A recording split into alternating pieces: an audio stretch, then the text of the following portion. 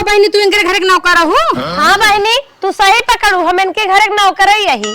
अच्छा बहनी तो का अपने घरे झाड़ू पोछा बर्तन करवा थीन, कितना पैसा दिए थीन? ए बहनी 7,000। कहो बहनी तू पगला न हो का 7,000 में नौकरी करता हो? 7,000 में के करे नौकरी?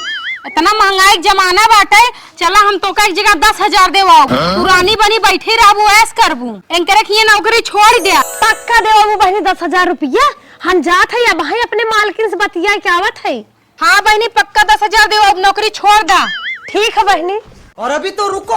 हे मालकिन 7,000 में तोहरे की हम काम न कर पाए, आज से काम छोड़त है। ठीक है बहनी, तुम्हें ना परवरा तो तू जा। क्लाइमैक्स अभी बाकी है।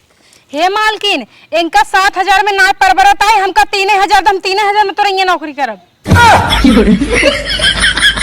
हे मालकिन नहीं हम काम करब। भाग जाओ, हमारे पास नौकर मिल गया।